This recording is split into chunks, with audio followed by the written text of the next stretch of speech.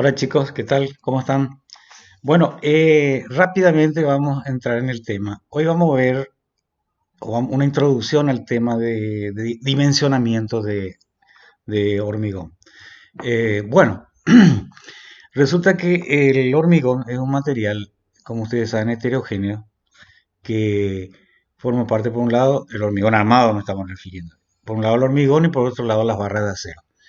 Ese complemento de tanto la masa de hormigón como la barra de acero, ustedes ya saben de otras materias que la parte de hormigón le da la gran capacidad para resistir compresiones, para el caso de las columnas o pilares, donde se necesita mucho trabajo de compresión, y en las bases, en las cimentaciones también. En cambio, en las vigas y en las losas, se necesita la flexión, o sea, que donde trabaja las dos cosas, tracción y compresión, pero más tracción que compresión. Y la tracción es absorbida por el acero. De ahí es la parte de la conjunción, la parte donde se complementan uno con otro. Perfecto. Eso es lo que yo quiero que entiendan por un lado. Esa unión entre el hormigón y el acero, entonces, estratégicamente ubicada, pues no es de poner nomás en cualquier parte. Eso se calcula para colocar en, en un determinado lugar. Bueno, una vez que ustedes eso lo permiten hacerlo, que se llama dimensionado, van a crear elementos o piezas para resistir flexiones. Eso es lo que más estamos buscando con esta clase de dimensionamiento. Bueno, el dimensionamiento propiamente dicho lo vamos a ver la clase que viene. Ahora vamos a ver simplemente algunas teorías que necesitamos sí o sí conocer para poder hacer un buen dimensionamiento. Acá vemos a operarios que están trabajando, en este caso en una losa, acá vemos en una viga, esto sería una columna y sobre una zapata. Acá vemos, esto es una columna, o sea, un pilar con una viga formando un pórtico. Y este elemento que lo vemos acá, este dibujo, es una viga simplemente apoyada que resiste unas cargas de arriba para abajo, de arriba hacia abajo. Y fíjense que la deformación produce grietas en la parte de abajo. Produciría grietas, muchas grietas hasta que se rompa si es que no tuviera acá adentro este acero que está contrarrestando esa deformación. ¿Por qué? Porque este acero resiste mucho a la tracción. Y esta parte de abajo de la viga es puro tracción y la parte de arriba es puro compresión. De ahí es que una flexión está compuesta por compresión y por tracción. Y ahí vemos también la importancia del uso del acero dentro de la masa del hormigón. Bueno, eso es muy importante, ese concepto que tengan en cuenta. Acá vemos una curva que se llama diagrama tensión-deformación, donde vemos también los distintos tipos de acero que se pueden usar eventualmente en construcción. Está el acero de alta resistencia, el acero A420, que es de color verde acá, y acá hay otro color un poco más, bueno, el acero dulce, y acá abajo tenemos elementos como la madera y el hormigón simple, que no tiene adentro ningún acero. Acá en esta ordenada tenemos el valor de la tensión, de la tracción, el estiramiento. Y por otro lado acá vemos cómo se deforma el material. Como ustedes ven, el acero de alta resistencia tiene una resistencia muy elevada, fíjense acá, muy elevada, en cualquier parte que uno lo mire es altísimo el valor de la tensión. Pero tiene una deformación no muy grande, porque hasta acá nomás llega a deformarse y ya se rompe. En cambio, este acero que tenemos acá, el que está pintado con verde acá, este es el acero A420, que es el acero que se usa en construcción, son las varillas de acero. Este sí que tiene un gran valor también en tensión y se deforma muchísimo, eso es importante también, antes de romperse. El acero dulce también tiene esa propiedad, pero no resiste tanto como el acero A420.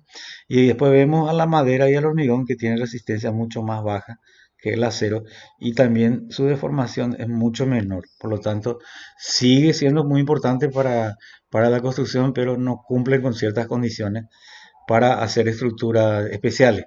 Bueno, después tenemos acá otra diagrama, o sea, una curva de lo que es el acero A420 o ADN420 o acero 4200 también se le llama. Este acero Es el acero que nosotros vamos a usar como varilla de la construcción. Y este es más o menos su cédula de identidad. El acero aguanta hasta 4.200 kilos centímetros cuadrados a la tracción, eh, y en ese aguante se deforma 2 por 1000 de su deformación. Muy poquito, muy poquito. O sea que en, qué sé yo, en 1000 centímetros, solamente 2 centímetros es lo que se deformaría. Para tener una idea, 2 por 1000. Eh, bueno, para cualquier acero hay un valor que se llama E grande. Este se llama módulo de elasticidad o también le llaman módulo de Young. Este módulo es también lo que te indica la elasticidad que tiene el acero. Cuando más alto, quiere decir que mayor límite de elasticidad, o sea, su propiedad elástica es más grande. Quiere decir que se puede deformar, pero puede recuperar otra vez su estado inicial. Eso es muy importante en cualquier material. El acero es altísimo, su módulo de elasticidad es 2.100.000 kilos centímetros cuadrados. Bueno, ahí vemos en el cuadro de abajo lo que es el acero, la barra de acero tal cual se vende, que le llaman acero torsionado. Fíjense acá, estas aletitas que tienen los costados son lo que le llaman acero conformado y torsionado. Su longitud comercial es de 12 metros. Acá vemos una tabla que vamos a usarlo para el dimensionamiento, en donde acá tenemos los diámetros nominales que se pide en el negocio. Por ejemplo, hierro del 6, hierro del 8, hierro del 10, hierro del 12, del 16. Uno va pidiendo así, de esa manera. Y acá están las secciones.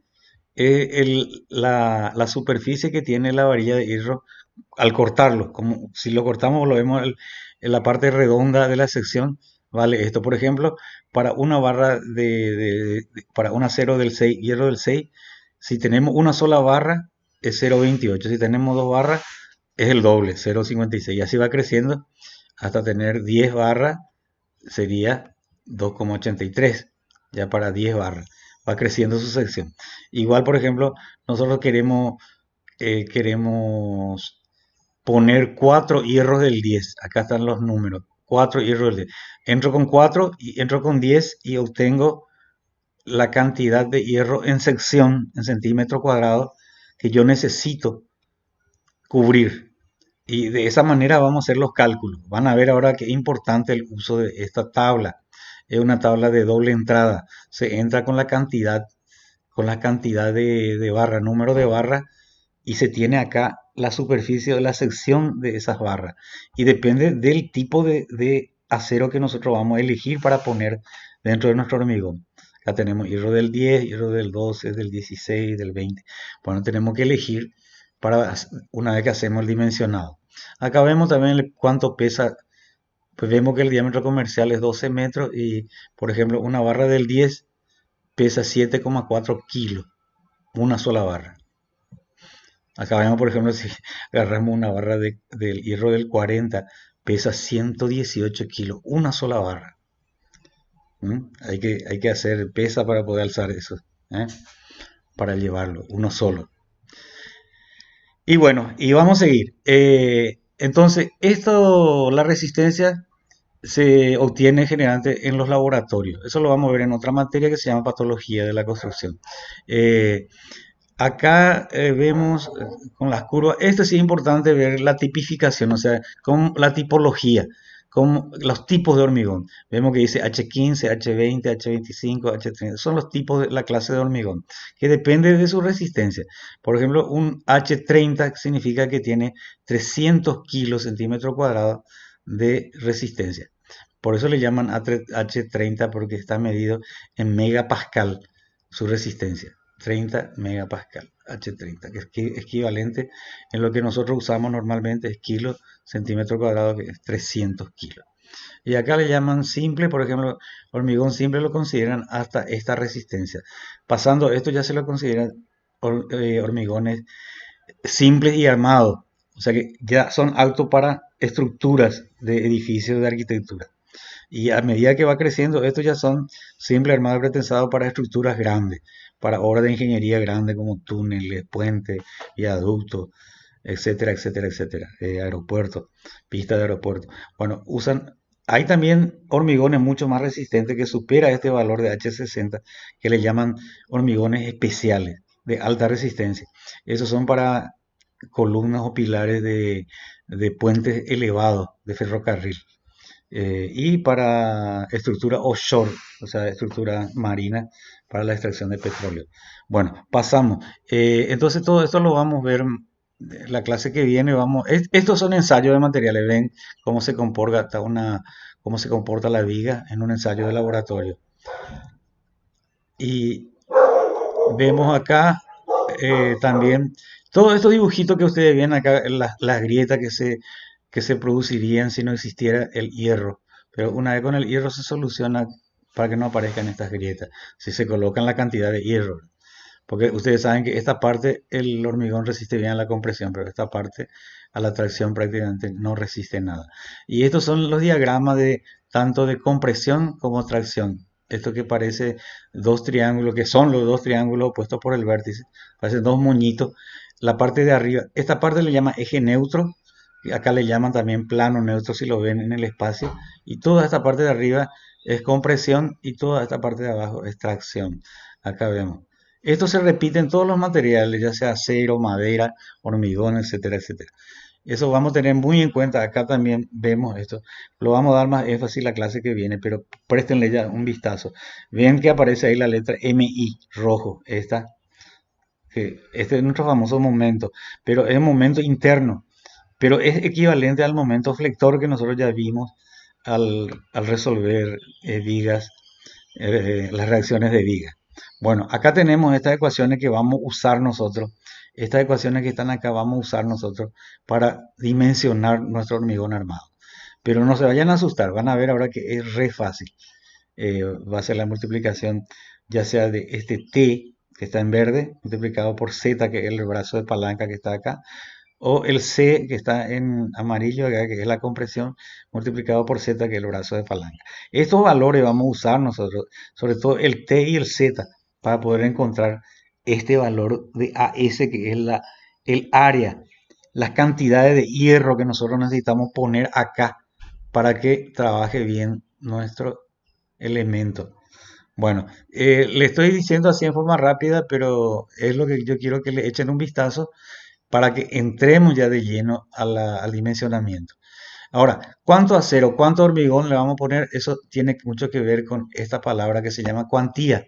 La cuantía es una relación que tiene que ver con la cantidad, la sección de acero, la cantidad de hierro que nosotros necesitamos ponerle a esa masa de hormigón, que V por D. V por D sería V el ancho de la viga o de la columna por el alto, que sería la sección prácticamente de hormigón, todo lo que es hormigón neto. Y por otro lado tenemos estos puntitos negros que son las varillas de hierro o de acero, que sumando cada uno de estos redonditos, o sea, de estas secciones, tenemos la sección total que es el AS, área del acero. Esta relación entre área del acero y la superficie o la sección de hormigón se llama cuantía. Esta letra que parece una P acá, pero que es Rho, es una letra griega Rho, se denomina cuantía, que es justamente la relación que existe entre el área de la armadura, el área de las varillas de hierro, y dividida la sección útil del hormigón. Eso es muy importante tener en cuenta también para el dimensionamiento. Bien, acá vamos a ir viendo algunas situaciones cuando es con simple armadura, cuando lleva esta parte es la parte calculada y esta parte ya se le pone nomás ya para darle forma al hormigón. Eso lo vamos a ver. Vamos a ver también qué significa estribos y qué significa las armaduras de cálculo. Acá también vemos, acá sin doble armadura se calcula ambos, tanto el de arriba como el de abajo. Y bueno, en fin, todo eso vamos a verlo más adelante. Ahí vemos vigas altas que llevan armaduras intermedias, ¿m? Que le llaman armadura de piel también. Todo eso vamos a ir viendo más adelante. Acá vemos también que hay un recubrimiento mínimo que se le pide que tenga el hormigón armado, que como ustedes ven es de 2,5 centímetros, prácticamente una pulgada, es el recubrimiento mínimo que necesita el acero, que es para que esté bien dentro del hormigón. tiene que estar separado 2,5 centímetros. Si hay una separación menor, corre riesgo de que pequeñas grietas o fisuras haga contacto con la armadura y se oxide o se corroe para que después ya pierda sus propiedades mecánicas y se rompa y ya no sirve prácticamente, ya no cumple la función para la cual fue puesto. Entonces, todo este tipo de cosas vamos a ir viendo. Acá vemos también la famosa fisura de corte y de flexión. La fisura de corte son los que están acá cerca de los extremos y los de flexión son los que están más cerca del medio. Y estos son los que hay que tratar, estas fisuras o estas roturas, estas fracturas.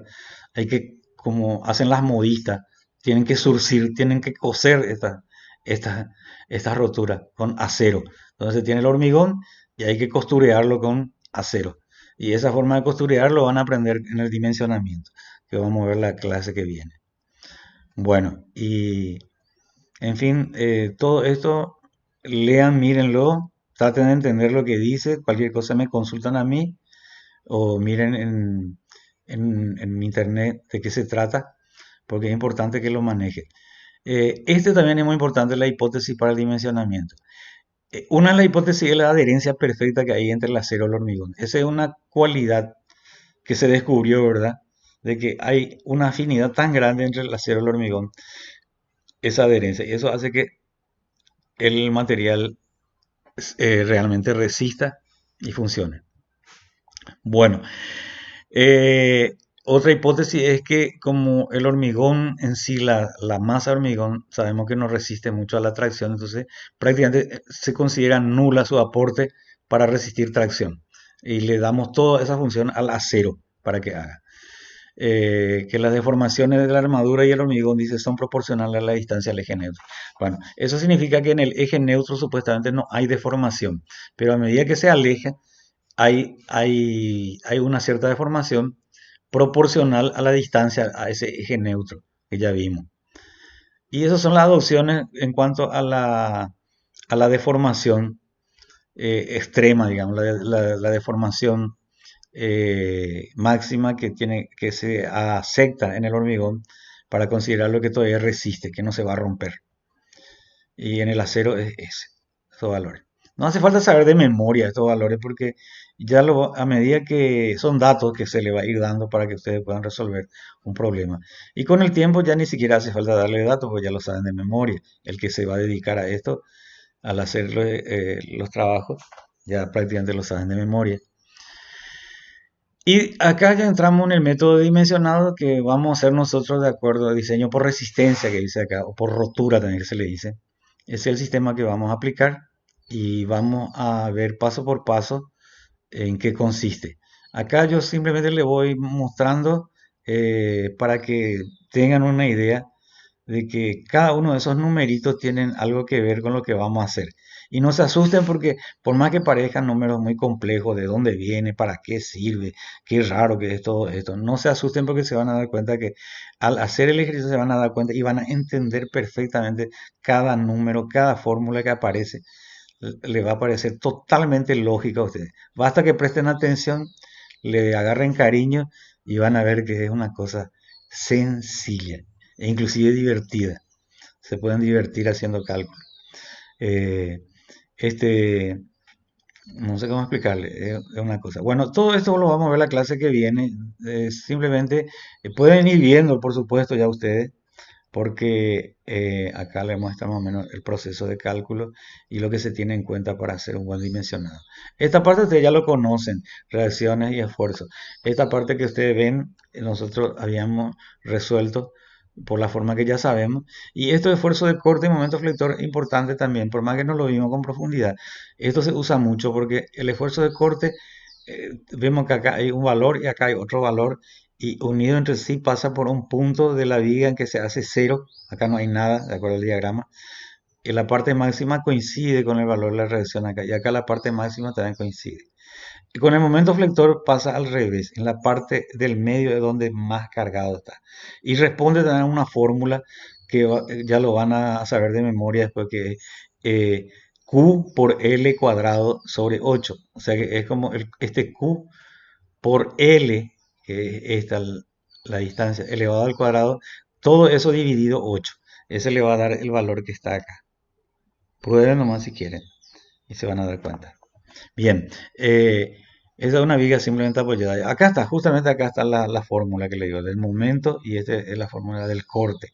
Estos son valores que vamos a hacer, que vamos a tener en cuenta para poder dimensionar. Eso sí o sí tenemos que saberlo. Acá hay una tablita para hacer un cálculo rápido. Es un programa en Excel, pero yo les recomiendo, hay muchos de estos, no se vayan a preocupar, hay muchísimos. Este es de la Universidad de Córdoba, de la facultad donde yo estudié cuando era estudiante. Pero este es de la Facultad de Arquitectura, yo estudié en ingeniería, pero de todas formas usábamos también y usábamos otro software, por supuesto. Entre ellos estaba este que estaba en Excel. Pero eso ya ustedes más adelante, cuando si se quieren dedicar a la parte de cálculo, hay muchísimos software que son muy intuitivos y muy comprensibles, digamos, y que pueden adquirirlo en el mercado o, bueno, o conseguirlo por internet y son muy útiles. Pero de todas formas nosotros acá vamos a tratar de aprender a mano, porque para que podamos generar conceptos. Y bueno, y ahí están lo que hace falta. Datos geométricos que necesitamos para poder dimensionar la viga. Fíjense, viga, viga dice acá. Allá en el fondo, V, D, D prima, M, momento último, corte último. Bueno, estos son datos geométricos, le dicen, son datos que necesitas. Si no le pones de entrada, no va a poder resultar. Y acá ya comenzaba a encontrar los resultados de la flexión, resultado del corte, y con esos valores podemos ya calcular la cantidad de hierro. Esto que vemos acá, este A de abajo, este es el hierro de cálculo, y acá es el hierro de repartición de la parte de arriba, que es lo que nosotros queremos encontrar definitivamente. Y el dimensionamiento del hormigón, y ya con eso está. Bueno, vemos acá los datos geométricos que hace falta para aplicar nuestro software. Eso no lo vamos a ver. Este sí, que ya les expliqué la tabla los hierros, que habla del tipo de acero que va del 6 al 40 y en realidad va del 4,2 al 40. Todavía se fabrican acero, barra de acero del 4,2 y que son muy útiles. Y están esas mallas electrosoldadas que vienen en barra de 4,2 y el que le sigue es del 6. Bueno, eso ya le expliqué a ustedes cómo se va a usar. Y esta es la forma de calcular. Por ejemplo, nosotros nos sale como resultado de cálculo 4,52 centímetros cuadrados. Entonces, venimos acá y vemos que elegimos nosotros el 12, la barra 12. ¿Por qué? Porque no nos corresponde a nosotros la barra. Y por otro lado nos dice que con 4 hierro del 12 yo soluciono mi problema. Eso es lo que yo necesito ponerle a mi hormigón para que resista. ¿Se dan cuenta? Y ahí ya estoy dimensionando. Algo así es lo que vamos a hacer. Acá hay otro ejemplo donde en lugar del 4,2 vamos a usar hierro del 10 y tiene que ser algo similar a a 4,52. Entonces usamos el 4,71, el que le sigue. Entonces vemos que le corresponde varilla del 10, pero como el hierro del 10 es de diámetro más pequeño que el del 12, vamos a necesitar mayor cantidad de hierro para cumplir la misma misión. Vemos que vamos a necesitar 6 en lugar de 4. ¿Se entiende, verdad? Es muy sencillo, muy intuitivo esto. Bien, vamos a verlo después ahora cuando hagamos realmente el trabajo. Acá vemos cómo se dimensiona una losa. Ya lo vamos a hacer nosotros paso por paso para que entiendan. Y después vamos a hacer de una viga también. Tanto losa como viga, la forma de dimensionado son muy similares, porque lo que pasa es que la losa es como una viga, solamente que es como una viga chata y que tiene un ancho muy grande y un largo. En cambio la viga, ya saben ustedes que es algo más esbelto, tiene un ancho y un alto que no es tan grande, digamos, y un largo impresionante, ¿verdad? Con respecto a esas dos dimensiones. Y todo eso lo vamos a ver la clase que viene. Acá hay detalles de armado, como ven cómo se colocan los hierros en una viga o en una losa y ese tipo de cosas. Pero vamos a cortarlo acá, chicos, y vamos a seguir la clase que viene. ¿Está?